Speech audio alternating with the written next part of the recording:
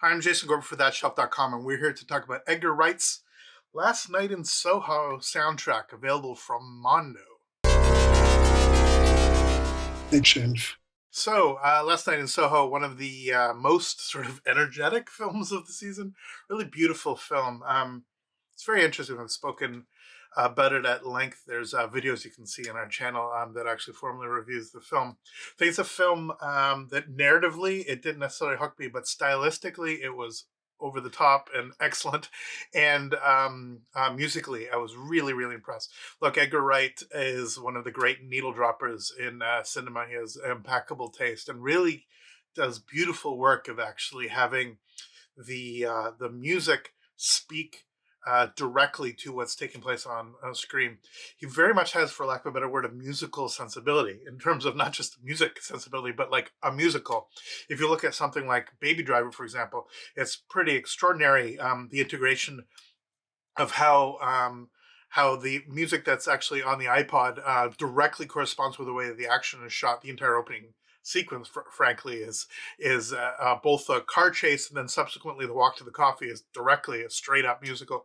But even if you look back to the zombie films and all those other elements, you can see an incredibly precise and fantastically well honed incorporation of how music and image can correspond in unique ways through montage in cinema. It's really quite remarkable. Look, people like Scorsese are the titans of this sort of thing. Tarantino obviously does some exceptional stuff too, but I think Edgar Wright's absolutely up there with some of the great film directors that have managed to have certain songs speak in ways that may take the original song's context and slightly twist it on its head. Paul Thomas Anderson being another extraordinary technician on that front. There's a number of people who do that. So here's the soundtrack finally. There's actually two versions of the soundtrack. Not just two versions of this copy. There was sort of the score, and then there's the sort of needle drops, as it were, the actual source music that was incorporated.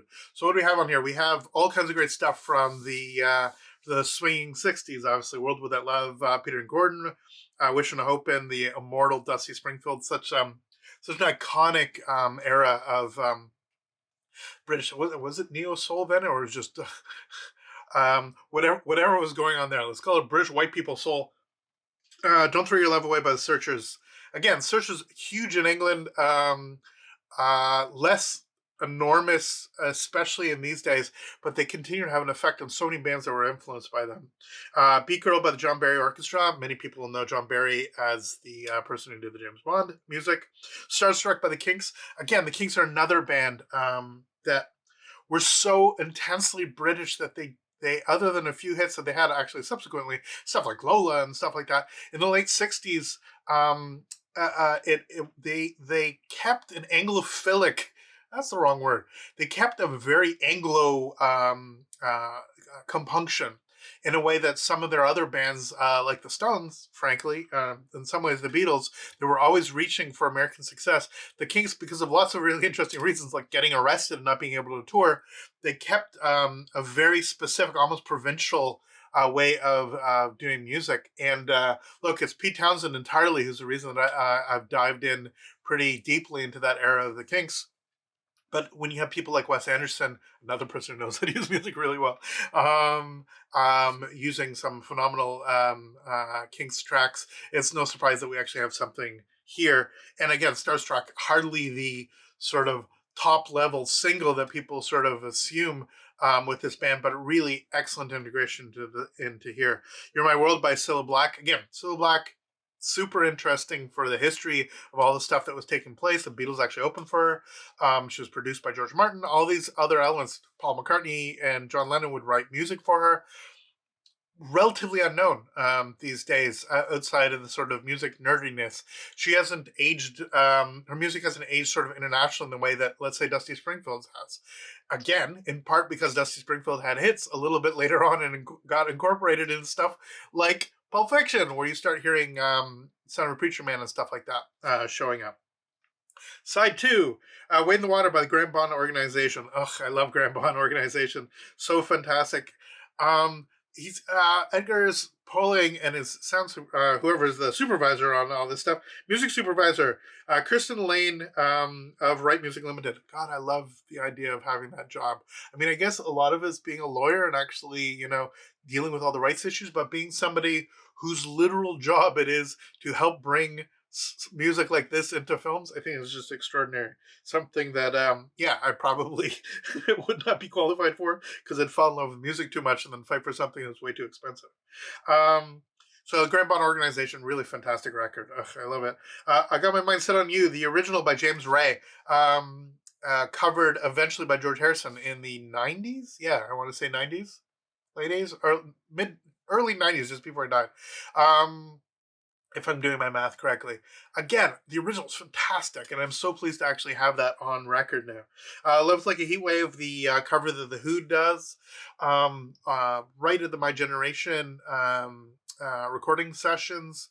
I think it's actually on My Generation, but that's the track that they would have done when they were back when the High Numbers. It's like sort of, again, the Beatles doing stuff in the Cavern Club. That's the stuff that The Who would have done of covering when they were maximum R&B, as it were. Puppet on String by Sandy Shaw. Again, phenomenal, incredible British singer of the era, not as well known in North America as she should be. Land of a Thousand Dances by the Walker Brothers. Well, that's super complicated because the Walker Brothers actually have weird connections to some Hollywood royalty and as it goes through. But yeah, their cover Land of a Thousand Dances, which I guess Wilson Pickett did, a bunch of other people did, real fantastic stuff. There's A Ghost in My House by R. Dean Taylor. I know nothing about that. I know the track, but I know absolutely nothing about that background. So here's another track, which is like a deep sort of album cut for me to explore. Then we have like Happy House by Susie and the Banshees. Again, Susie and the Banshees obviously way past the era of this when you start messing stuff around. There's Always Something There to Remind Me by Sandy Shaw. Again, something that was covered in the 80s. The original version that would have been one of the hits at the time. Eloise by Barry Ryan. Anyone Who Had a Heart, another Cella Black. Last Night in Soho, which the song that gives the movie its name, by Dave D, Dozy, Beaky, Mick, and Titch, which is one of those fantastic sort of era bands. I just love the cascading names and all that. It's really a tremendous track. I really love it. Neon by Stephen Price. And then we actually have, and I thought it was not included on here. I'm actually really pleased. We have the Downtown Acapella and the Downtown Uptempo version by Anya Taylor-Joy, the performance that she actually gives in the film. And then You're My World, performed by Anya Taylor-Joy. So here on one package, I have a whole slew of stuff, which is going to be fantastic. It's like a great mixtape, amazing way of listening to a bunch of these tracks. And we'll see. Because this is the Mondo exclusive, you get some sort of fancy colored variation. I'm going to open it up and see what it looks like inside. So let's do this carefully. Now, as I've said many, many, many times, colored vinyl often doesn't sound as good as black vinyl. Now, that being said, Mondo releases often don't sound as good as any other releases. They have incredible artwork and do really beautiful things with their actual presentations.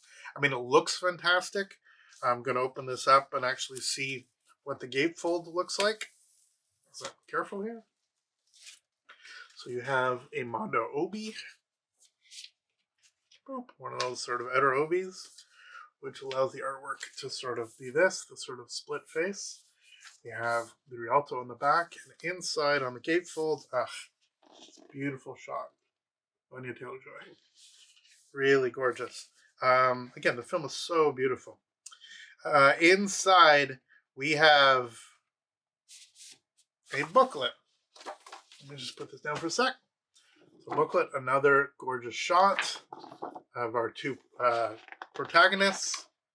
And inside, full breakdown of all the songs. And then a little spiel from Edgar Wright from August 2021, so not that long ago. Songs on record were the siren call for me to make Last Night in Soho. I first had the idea to tell the story over a decade ago. Even though it took me a little while to sit down and co-write the actual screenplay, something kept me thinking about the film, the music. Well, there we go. Literally couldn't say it better myself. So let's look what these actual records look like.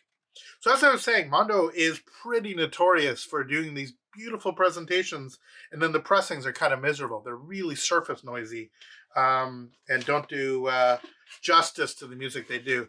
They're not an audiophile label by any means. They're really a collector's label, and so a lot of people spend a lot of money on this stuff and get it that way. Now here we are. You can see that even though it is a paper with plastic inside, actually ripped on the way out because how they kind of shoved it in there. They didn't shove it in with this one on top. They actually shoved it inside. Gives you the kind of QC that we deal with on a regular basis. I'm hoping it hasn't done any damage to the record. But inside, we have, let's call it, what do we want to call this? A clear record with schmutz? Yeah, obviously it's like a blood pattern. It's actually quite gorgeous. And again, that's, I'm looking at it like sort of backlit with this light here. But yeah, so this is side one and side two. Reasonably flat. I don't see any particularly nefarious no fill or anything like that. Nothing cloudy. It certainly does the trick. Anyway, the deal is that with a lot of this stuff, obviously it's a balance because sometimes the colored vinyl, particularly in contemporary runs, is a much smaller run. So hopefully they've actually done a better job with pressing. Not always the case. This is a weird one where whatever one you're getting, the black vinyl or the sort of clear with some color inside it, was exclusive to Mondo. And as I said, I've had pretty, hit and miss when it comes to this stuff. Clearly, this is going to be all digitally sourced. It's not like they went to the master tapes to create a greatest hits, as it were, music soundtrack. But I'm just hoping that's a pretty decent mastering. Let's put this one down and open up and see what the other variation is. I'm assuming it is almost identical. See, this one, oh, I lied. This one pulls out much easier and has not ripped the sleeve. And inside, if the other one was red, here we have sort of again, it's essentially clear vinyl with a bit of color on the inside rather than the sort of solid color. And I have found, for what it's worth in terms of these kind of variations, that the clear stuff actually does a little bit better job. What normally black vinyl will sound better, but honestly, I think that the difference between this and black vinyl are going to be pretty minimal, and I just like how this looks. Why not? So I'm going to quickly give this a very quick listen. One way you do is just listen to the sort of the first part of the initial groove, and you can normally hear what the surface noise is like, whether it's like right from the beginning or the stuff in between songs. You kind of know how it'll sound. So we'll be back in 1 second and see how this actually behaves. Okay, so I just had a quick listen to the record. Some surface noise. I'm a little bit of the on the initial play, but look, you turn it up, it sounds fine. It's interesting what they did. Some of the tracks are in mono, some are in stereo. It's not always obvious about why they chose what, but for example, the Peter and Green song is one of those old school stereos where the vocals are way off to one side and the instruments are way off to the other. Some of it works better than others. But yeah, so the authenticity element, the pedantry of, which selection would actually have been played sort of during the time in Soho might be a little too metatextual for the soundtrack compilation.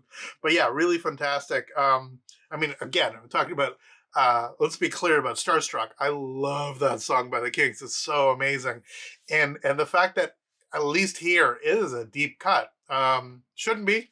That entire era of Kinks should be much more known than it is, but so be it. It's not like something like Satisfaction or Painted Black or the way that Stone songs or even Beatles songs or any of that elements, even Who songs, has sort of captivated people here in North America.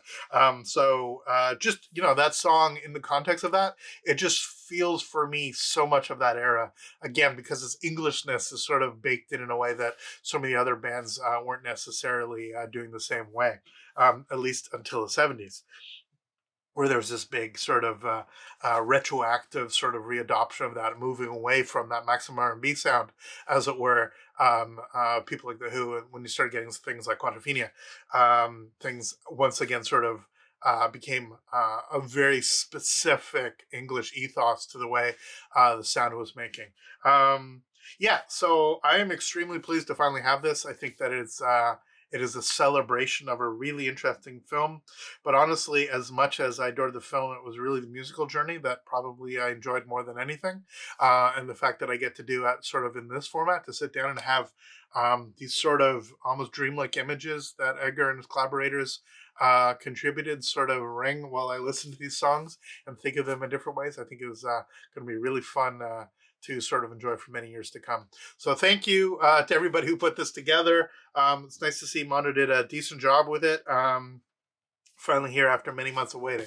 So there we are, the Last Night in Soho soundtrack, the Mondo exclusive for thatshelf.com. I'm Jason Gorber. Thanks so much for watching. Please subscribe, follow us on social media, spread the word. We could actually use all the help we can get. So please tell your friends, get them interested in this channel. If there's something specific you want us to cover, please leave us a comment, and we will see you next video. All the best. Take care.